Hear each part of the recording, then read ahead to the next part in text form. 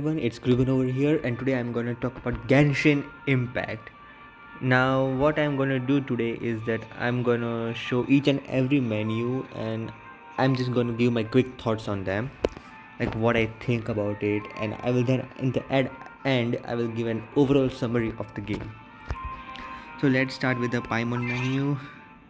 Honestly, most of the things in this menu are not that where inclusive to the gameplay. Or you see, like, there's a shop menu, like every month it resets and you get some free primo gems and primo no equine fates and some shit like that. Not that then there's a party setup, the friends menu, the achievements, etc, etc, etc, yada yada yada. This the last this menus like special events, community version highlights, like what are they even for? Survey. I stopped giving my feedback since about last 7 to 8 months, and that was when I'm a regular M test watcher, and he spoke something that just resonated with me. He said that our feedback is too valuable to be given for mere 30,000 mora. Like, no, ain't happening. Plus, it's also waste of time. And I just logged on to Hoyo Lab, and I just got this reward 8,000. Great. And they have yet to even rework the daily logins. What's this? Oh yeah, name card, change avatar. Did I get a new name card? Who's Rosaria? Okay, so that's the Paimon menu. The quest menu, honestly, I have completed each and every quest. Have I? Let me see. Apparently not. Let me just start it, and I will just do it some random day or some shit like that. It's my vacation, so I will just do it whenever I think. This is the co-op menu. I almost never use it. What's the point of this? Of course, it's for the people who play co-op, but I this game doesn't need this co-op. Like, they have not built up on this co-op, like extensively, or they haven't built it to that properly to incentivize other players to play it. Like, why is this even over there? That's what I can't understand. Oh my god. Now take a look at your proposal. It's much better than the... Come on, not again. Isn't this the sixth proposal I've shown you? Finish it this time. Why is it so Oh my god. I have to Skip, say, skip, skip. to this store, even if the... Oh, I understand. Don't architect. I'm mashing my thumbs right now. Oh my god, why is it so Young long? man. Please, please.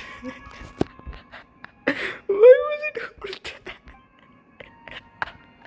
Oh my god, now I look stupid. Okay, let me just go as far away from there as I can. Alright. So then there's this events tab. Honestly, the events tab UI is like one of the best part of this tab. Everything is simple and well highlighted, and nothing is like you can't understand. There's test runs, etc, etc. Then there's the battle pass, which you can easily complete it. You literally don't have to stress anything about it. The wishing, the gacha. Honestly, I think gacha isn't all that evil thing that people talk about, because I don't spend any money, so it's not a problem for me. It might be a problem for other people, but yeah. You know what? I actually lost the weapon banner 2 times in the epitomized path. Yes, it's bad. Different identities to choose from. The commissions, no, why don't they upgrade the handbook like this chapter 9? This was kind of good, at the very start of the game. I, as if I remember correctly, they even added extra rewards. You see, embattlements, 3 4, yes. They should do this handbook more often. It's actually a very good addition. Commissions. Need me to come up with some for you? Then we have the bag. The bag's UI could be improved even more. Honestly, there's nothing too much to talk about it. You know what they could do? They could make they have this character in the character archive. They have this specific mechanic where we can just search for the enemies types that we want to see, and those are the only specific types of enemies that we get. They should kind of do it like that, so we can figure out which materials we have and we don't have. Like if I want to see talent books, like I have to scroll, so like this, scroll. Even weapons are at the very bottom, and whenever I wanted to do any kind of weapon domains, I have to just it's over here, up over here, and I scroll. Yeah, why not just add the menu? They actually have this menu in the crafting table. Why can't they implement it over here? A nice quality of life change. Food, almost nobody ever uses food except for at the very start of the game. They used, I think, Adeptus Temptations or something. Do I even have it? Yes. But this completely a collection. This is a collector's menu, nothing else. Same over here, collector's menu. Bunch of billets and other materials that I have farmed over time. Gadgets. See, now they added this new mechanic in the gadgets where you can just quick tap it like this and you can change out of 4 gadgets, which is kind of a good quality of life change. Should have come early, but it didn't. The Serena teapot. The quest to get this Serena teapot was so long. Like, why did it exist? Other than that, it's a good way to get extra 60 resin every week, I guess. Other than that, there's not much use to it except for farming character friendship, which I'm doing right now. If you wanted, but it gives extra primo gems and rewards like that, so you know getting it to max level is kind of worth it, kind of not. But once you get to the max level of 10, there is no other need to invest in it, unless you are into decor or some shit, other shit like that. Paramedic transformer, I don't even remember to use it. That's how inconsequential it is to me. Same with seed dispensary. I got the complete gardening achievement, like planting 1,000 something like that. Let me see over here. Where is it? Yes, realm beyond, like 800 of this orderly meadows or something. It took like a year or something to get this achievement. That's how much free time I have. Well, obviously now I don't. Then there is this TCG mini game that they had added a few patches ago, and I kind of play it regularly, meaning every week they have a reset, and I play each and every single one of those matches, the 4 matches they came to the tavern. And I kind of like it because of this, all the cards. I have almost each and every card except for the newer enemy cards that have been released. I kind of like the TCG, but not that much. I just played for the aesthetic and collection purposes. In fact, Wuthering Waves is coming very, very, very soon. Not that soon, but mostly on 2024. I am hoping that it releases then. So till then, I'm just keep on playing this game. Other than that, most of the gadgets over here have almost no usage except for this compasses and for these dendricular resonance stones. Other than that, most of the gadgets are almost useless. This is used to catch animals. I catch some butterflies or some other thing like that. Fishing, nobody does it except for getting the catch. This tab, like, why is this tab over here? Yeah, this getting the quest item section. Okay, and this is the what's this precious items? Oh yeah, the we get the artifacts from the spiral abyss and other thing like that. See, this is a quest item. Why isn't it over here? Whatever, the extra dendroclize and other things like that, and the serenity pot tab. Okay, so that's the bag. What about my characters? Let's see. Okay, I'm right now doing a mono hydro team right now, just for the fun because I just kill everything in the overworld. Why are they not improving increasing the difficulty of the overworld? Just why not? I just don't understand. So, I'm just gonna do a mono team every day. Just different mono team every day. 90, 90, 90, 90, 90, 80, 80, 80, 70, 70, 70. See, other than this above characters, I use, like, other than this, till Kaching, I guess. Below Kaching, I don't use any character. Like, below Kaching, this, I don't use any of them. Like, this game, at the, this 2.5 year mark, it has been so easy that you just build, a one or two characters, or, a team of, yeah, like 8 or something like that. And then you can just beat the entire game so easily, and you don't have an incentive to pull the characters except for some specific mechanics like Nilu. She makes the bloom get quicker and very high damage, and that's why I pull her for it, because she makes that the bloom reaction is so slow and has so little damage, but with Nilu it just pops up like crazy. Then Scaramouche, the flying, of course. The only recent character that I wanted to pull is for I pulled for Yelan and C1 Hutao actually, because of the meta reasons. And I just wanted to experience that feel that people had in the early games that I did not, because I am still free to play. So that's the menus. Then the spiral base.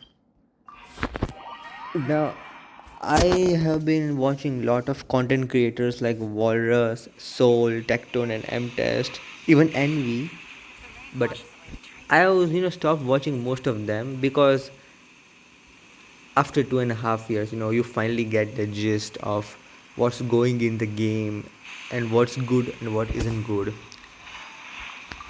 And the recent iteration of Spiral Abyss is like the worst. Like, why does this Spiral Abyss iteration even exist? Like, what do people get? Was the developer thinking when he added this consecrated beasts and this shield spammer like this? Like, what's the point of it? Like, these beasts, they don't even get staggered. They just ram you through, like, move you down and your character just dies. I have only 33 starred the spiral abyss. In fact, at the very start of the game, like for the first year or something, I didn't even play spiral abyss. Only when I thought, what, let me just get that extra primo gems, I started playing spiral abyss. As you can see, I've never 36 started, and now I didn't even attempt the chamber 3. Infinio, I attempted it. I died once or twice, and I was like, no. about like 100. I'm not doing this for a mere 100 primo gems. Like, this is not worth it.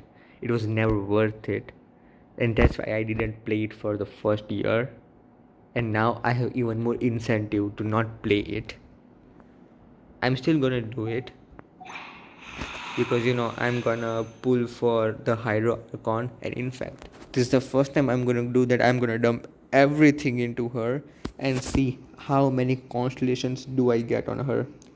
With my this free to play pools, I'm just gonna save each and every single one of my pool, and then I'm gonna just dump everything on her. If I get C6, I'm extremely lucky. If only C1 or C2, it's fine. Don't really care. Even going to use the Stardust and Star Glitter for this. So this is all the menus. Now what I wanted to talk about was the specific regions of this game. Like, the first region is Mondstadt. When the game launched in the version 1.1, sorry 1.0, the game had two major regions. That was the Mondstadt. The Dragon Spine didn't come until 1.1, and this Liyue part, from the Minlin to Lisha, and then there was this Green Stone Forest, I guess. Yes, the game has expanded from then. Like, they added Dragon Spine, the Chasm, then there's this entire Sumeru region. Like, it's as big as Monster and Liu almost combined. Then there's this Inazuma at the very side. They have this weird barrier over here. Like, why? It just kind of feels stupid because this is an open world exploration game, but they are getting you off to some regions, like level wise. And so why? But this is an open world game. They say that they were inspired from Zelda. Well, Zelda, you can just straight go to the you know Ganon, and you can just defeat him. Of course, there are some blockages to it, like the tutorial area. You need to get a paraglider and something like that. But it isn't level gated. It is item gated. This is a level gated. Like, you need almost 2 weeks or something like that to get to Inazuma. Like, why? Then there's the sub regions like Enkonomiya, one of my most favorite regions. Like, when I was in the middle of the quest, when we just open the gate, and then there's this shining light over there, and it's in dark mode, but there's a shining light over there. Like, it was one of the best cinematics in a long, long time. This comes second to this Zhao cinematic. For me personally, the Zhao cinematic in the chasm was one of the best cinematics they could have ever added. Then there's this chasm, this big region, and then there's my serenity part. So what do I think? Like, the monster story was okay. It was very poorly paced. Same with Liu. Liu was the story was better than Monster, but it was so dragged on. Like, why? So much text. Like, what? Listening to Zhongli's voice. Zhongli's voice actor is actually really good, but so much filler dialogue isn't needed. Inazuma was kind of like Mondstadt. It was short but well paced. I kind of felt that it was rushed because there was this fireworks thing, and then suddenly each and every single Watatsumi people army just suddenly just came in the middle of this the city, the Inazuma city. Like, how did they cross the river? Like, what happened? How could they do that? Which whose answer we got when Ayato was released, and in his story trailer he was like, let's send this Watatsumi people over there and help them. Like, why just why did you keep it separate in the YouTube section, and why not add this in the game? Like, I felt it was kind of silly. Then in Inazuma, like, Inazuma, what's well done in Inazuma? the 2.4 versions, they have added these small islands. So okay, so let me just give you a quick rundown of what happened in the 1.0 versions and this 2.0 versions. The 1.0 versions, they gave this entirety of Mondstadt and Liyue to us, and they only added one sub region, Dragonspine, this small region. Other than that, there were, I think, 1.6, yes, 1.6 for Golden Apple Archipelago. So yes, so from 1.1 to 1.6, that 5 complete versions, they added nothing, no exploration in the game. That people had completely memorized, like, I mean, literally memorized each and every single this place. Like, you can just close your eyes and just tap at the correct buttons and just teleport and get the materials. That's how much people had memorized. The Golden Apple Archipelago, the 1.6 version event, was actually a very nice surprise. I kind of liked what they did with it. That in the first 2 days there was literally nothing to do. People were angry, like, what's this shit like this? And then suddenly this entire island just emerged, and there was this amazing music, and the storyline was good. It was a very fun event. The part 2 of it, well, not so much. Well, that's a completely another story, which I will make another video about it. So in the 1.0 versions, there was only 2 regions and one sub region, and at the very end, this one extra event special region, limited region. So people were extremely bored. Like in 1.5 or 1.4, some people were already quitting, like Zeal's Ambition and Demon Kim. Like they just outright quitted the game and said this game wasn't worth their time. And now I'm seeing their perspective, like, why. So it was kind of refreshing that in 2.0 versions we added these small regions. So at least we had something like, at the region were so small that I completed them within 2 to 3 days. At least I got 2 to 3 days worth of content to play, at least. And I'm a player first, not a content creator. So I kind of enjoyed it. It kept the game fresh for me for a very very very long time. After which they added these sub regions like Enconomia. If I remember correctly, Enconomia was the second added sub region, and Chasm was the third. So yeah, I kind of like the 2.0 versions. Now the ongoing 3.0 versions have been phenomenal. They kept up the pace of 2.0 versions, like adding small detailed things.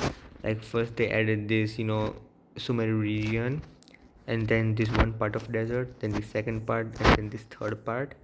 And I have read some leaks, spoiler alert, that there is gonna be a new event limited sub region called Penumbra or something like that, not the Golden Apple Archipelago.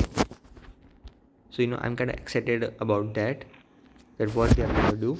In fact, which made me remember that they made an event in the Enconomia region. It was a mini event, like Golden Apple Archipelago, but this entire region was transformed for that specific event. Like you had to re-explore everything. Kind of refreshing. But one downside of these sub-regions are that almost nobody visits them again, unless it's like your favorite region or something.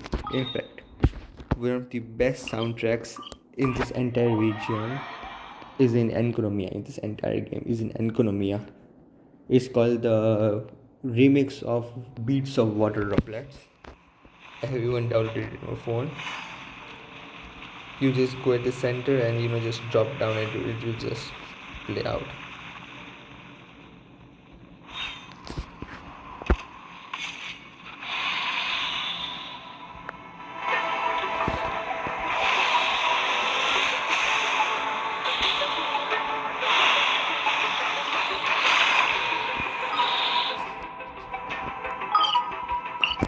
So yeah, and that's all about the game, I can say. So in a quick summary, I can say that Genshin Impact is a game that's worth playing, but many of of its system which were revolutionary 2 years ago, like this is a mobile game, like I'm playing this on mobile, like this is a revolutionary game on mobile, an open world anime gacha game almost nobody has ever done. This is the first of its kind. These things that were revolutionary 2 years ago are not anymore. Now they need to add more quality of life changes. They need to upgrade some systems and remove some systems like gadgets. Like we don't need gadgets, let's be real. All right, the gadget system is not that great, almost nobody uses it. Like this is like why give development times to this. And which also reminds me that recently they have this very dangerous trend going on in Genshin Impact. When these new regions like Sumeru deserts are being released, you need a specific item to actually unlock that region. For example, there's this entire region in Sumeru, like over here.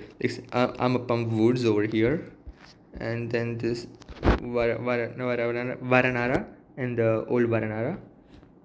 To unlock most of the quests and puzzles in this region, you need a specific item called vintage lyre.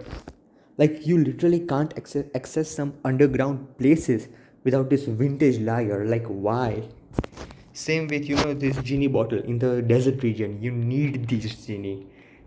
In the very recent region, you need this suroshi. Otherwise you can't enter some places, you can complete some main quests, some puzzles. Like they literally lock you out of it. You could say the same for the illumination adjuvant, but it's not the same because you can still go to some places without this.